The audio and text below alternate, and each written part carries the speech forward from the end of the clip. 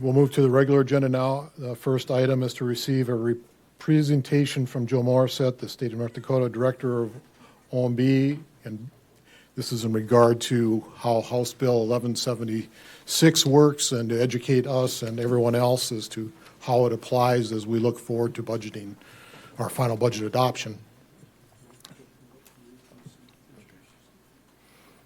Joe, welcome, and thank you for coming and accepting my invitation. Thank you, Mr. Mayor and Commission members. Good evening.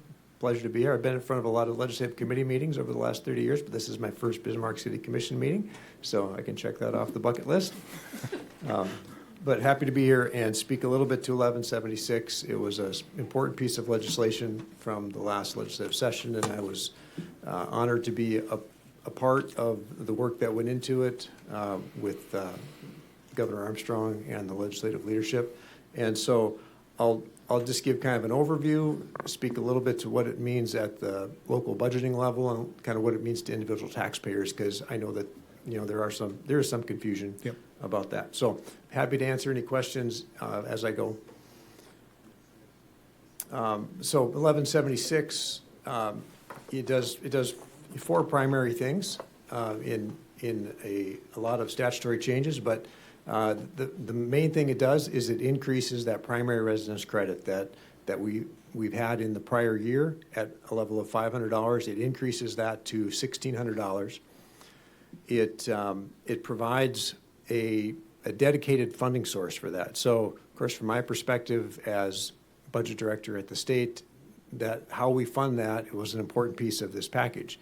The $500 credit was funded from the general fund, just the general revenues of the state.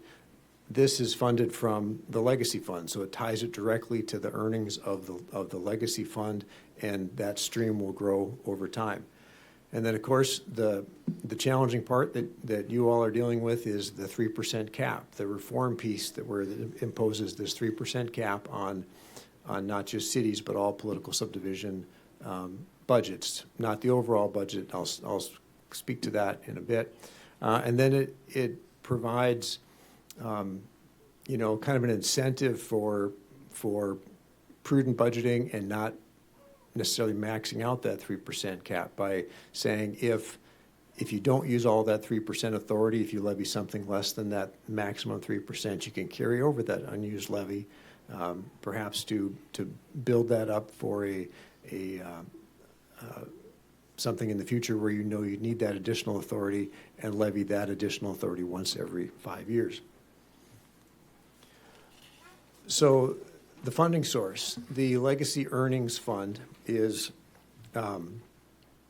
it's the fund in the state structure where the earnings from the Legacy Fund are deposited. And so the Legacy Fund, as you probably know, receives 30% of all the oil and gas taxes collected by the state. And so 30% of it goes into the Legacy Fund. The Legacy Earnings Fund, as it's been defined by the legislature, looks back for the last 5 years, calculates a percentage, 8% of that average balance, and says that's what we're going to call earnings. That amount goes into the Legacy Earnings Fund. So as the principal grows, that calculation will result in a larger and larger amount. No matter what happens with oil activity, there will continue to be growth in the Legacy Fund. So we know exactly what went into that fund. In July, we know the earnings because we have this look back. It's not as volatile as our accounts in the stock market. It's based on this history of what the balance actually was. And so the earnings that are available, that were available for the legislature to decide what to do with in the last session totaled about $687 million. And so the way the legislature allocated those, the first $102 million goes off the top to service existing legacy bonds that have already been issued, and we have this ongoing debt service. Then the next 30%, which amounts to about $175 million, is dedicated to the Department of Transportation for roads. And then everything beyond that, the remaining 70%, is allocated to the Legacy Property Tax Relief Fund. So that's $409 million in the state's 2-year budget period of July 1st, 2005 through June 30th, 2027 that is allocated to this property tax relief program that I'm talking about tonight. So this is just an estimate.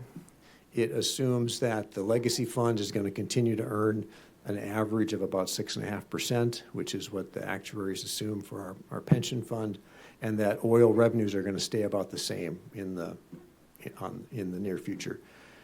And so over the next 12 years, if those assumptions would hold true, the amount that's going to be available for property tax relief is going to more than triple, from about $409 million to about $1.3 billion by the 2037-39 biennium. Just a rough estimate. I mean, a lot of assumptions there, but just to give a perspective, this is a dedicated stream that will grow over time to increase the amount available for property tax relief. So the 3% cap, the challenging piece for the political subdivision budgets. So what's subject to the cap? It's just property. It's taxes levied on property that was taxable in the previous year. And so there are a lot of exceptions to that. There are certain levies that are excluded, and then there's the levy on any new property, any property that was not taxable in the previous year because it's a new development. That is not subject to the 3% cap. There could be new levies that are authorized by the legislature, new levies, or an exception to the 3% cap that's approved by the voters at a statewide general election. That would allow, that would be in addition to the cap. Levies, like I mentioned, the portion of the legacy earnings fund that goes to service debt, any levy that's used to service existing bonded debt at the local level is excluded from this cap. Other levies are, certain other levies are excluded, like the garrison diversion levy or the levy statewide for the UND Medical School, the 1 mil.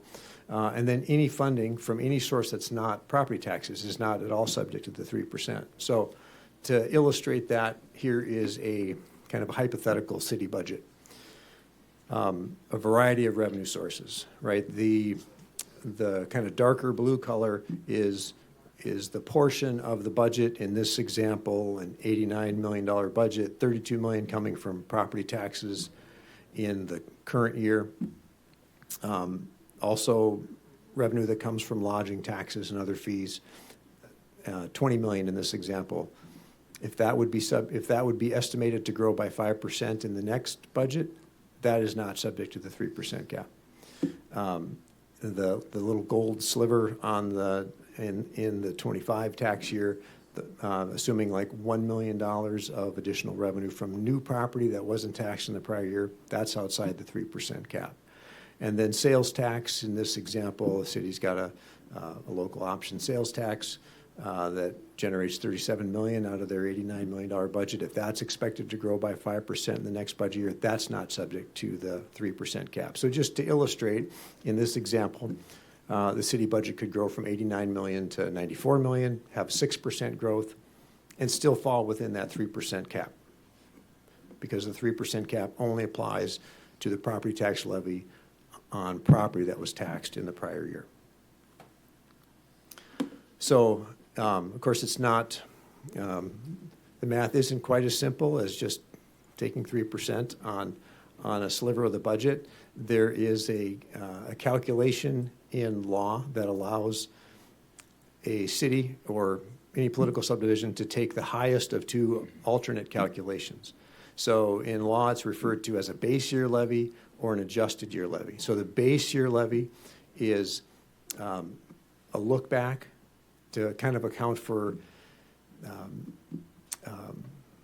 anomalies, I'll say, where maybe there was a large piece of property that came off of the tax rolls one year, maybe it was subject to tax, and then it became, maybe the government acquired it, and then it's no longer subject to property tax. Things like that could skew a levy in prior years. So I'll go through each of these calculations, but my point on that slide was just that it's the higher of the two. So the base year calculation would be this 3-year look back. So we would look at what was levied in 24, 23, and 22. In this example, We've got kind of a normal progression of growth on the taxes that were levied on existing property.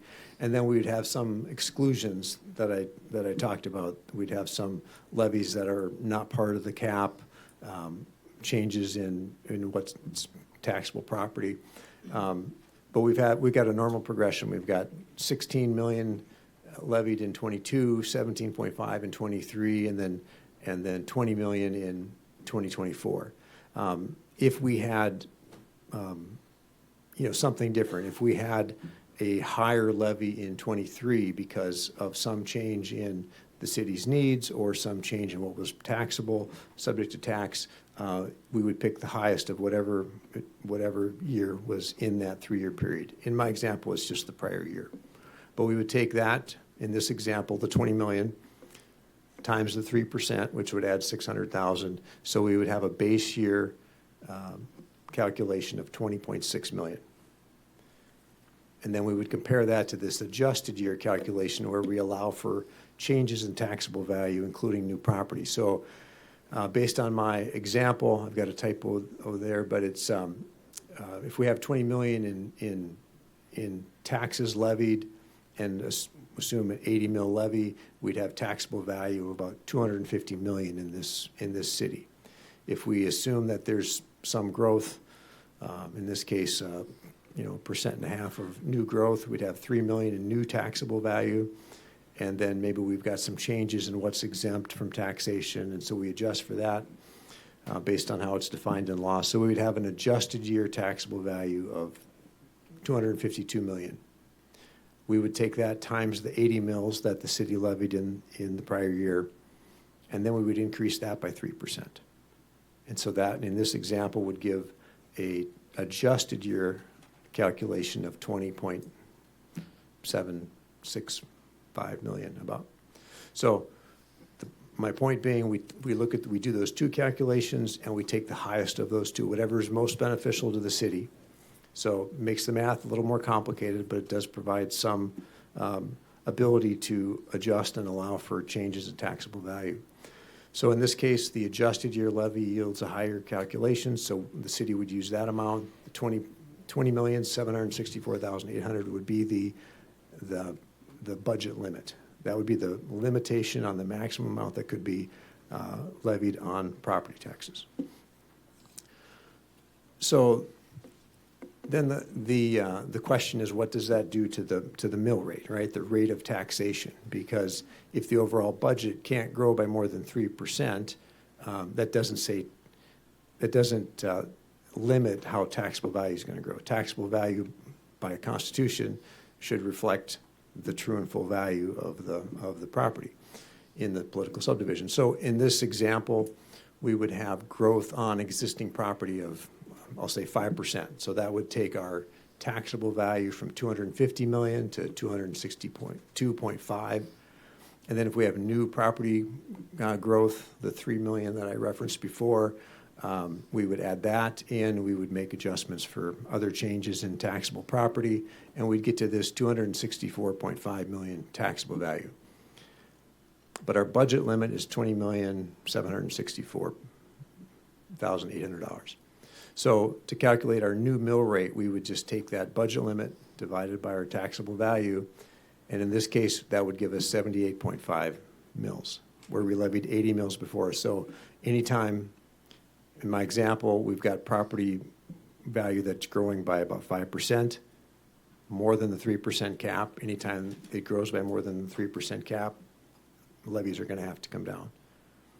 So in this example, we've got a reduction of about 2% in the mill rate, in the rate of tax, from 80 mils to 78.5.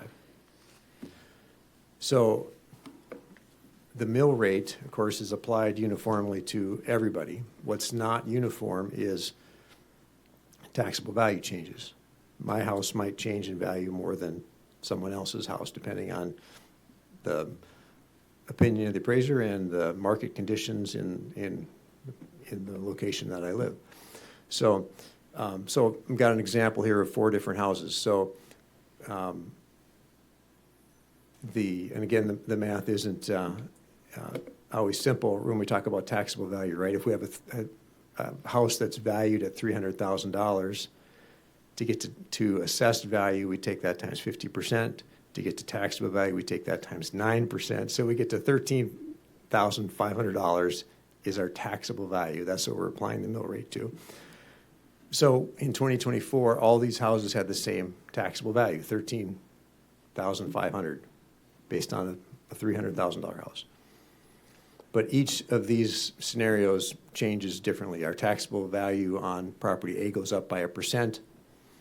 In property B, it goes up by 3%. In property C, it goes up by 5%. And property D goes up by 7%.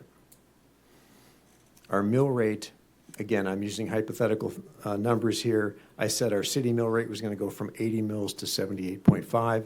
Here I'm showing 220 mills levied in the prior year, 215.9 in the current year. I'm assuming that all political subdivisions that levy a tax on this property have to lower their mills by in the same way that the city did, right? With whatever park district and all the other taxing districts are lowering their mills in the same way because the valuation overall went up by more than the 3%. So we'd have a reduction across the board in mill rates. Again, that's consistent across all properties. So the gross tax bill that a taxpayer is going to see on their statement, on property A, we had about a 2% decrease in mill rates across the board, but about a 1% increase in value. Property owner A is going to see about a 0.9% decrease in their gross tax bill before we take into account the impact of the property tax credit, the primary residence credit. And again, it's a primary residence credit, so if this is not a primary residence, then the gross tax bill is their tax bill. If it's a primary residence, then they would be subject to the deduction of that credit.